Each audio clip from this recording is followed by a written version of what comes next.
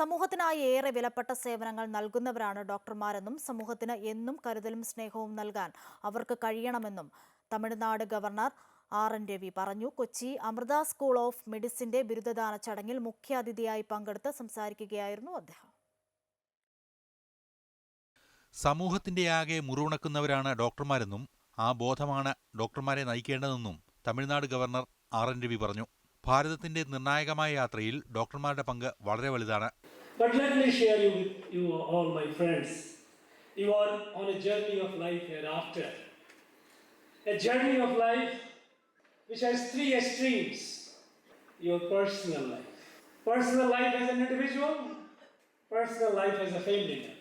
Your professional life as a doctor, as a healer. And your national life. Citizen of a proud country. Proud citizen of a proud country. പ്രകൃതിയുടെ സന്തുലിതാവസ്ഥയ്ക്ക് കോട്ട സംഭവിച്ചുകൊണ്ടിരിക്കുന്ന ഈ കാലഘട്ടത്തിൽ ലോകത്തിന്റെ പ്രതീക്ഷ വിദ്യാർത്ഥികളിലാണെന്ന് Amrita Vishwavidyapeetham chancellor കൂടിയായ മാതാ അമൃതാനന്ദമയി ദേവി video സന്ദേശത്തിൽ പറഞ്ഞു. ഇച്ഛാശക്തി, അറിവ്, കർമ്മശേഷി എന്നീ 3 ഘടകങ്ങൾ ജീവിത വിജയത്തിന് അത്യാവശ്യമാണെന്ന് ചടങ്ങിൽ അനുഗ്രഹ പ്രഭാഷണം നടത്തിയ മാതാ അമൃതാനന്ദമയി മഠം ജനറൽ സെക്രട്ടറി സ്വാമി പൂർണ്ണാമൃതാനന്ദപുരി പറഞ്ഞു. തമിഴ്നാട് ഗവർണറും മറ്റ് വിശിഷ്ടാതിഥികളും ചേർന്ന് വിദ്യാർത്ഥികൾക്കുള്ള ബിരുദ സർട്ടിഫിക്കറ്റുകളും ഉന്നത വിജയം നേടിയവർക്കുള്ള മെഡലുകളും സമ്മാനിച്ചു.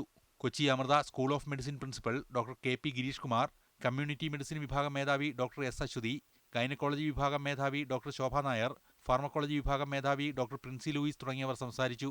കൊച്ചി അമൃത സ്കൂൾ ഓഫ് മെഡിസിന്റെ 18ാമത് MBBS ബിരുദദാന ചടങ്ങിൽ 98 വിദ്യാർത്ഥികളാണ് സർട്ടിഫിക്കറ്റുകൾ ഏറ്റുവാങ്ങിയത്. അമൃത ന്യൂസ്, കൊച്ചി.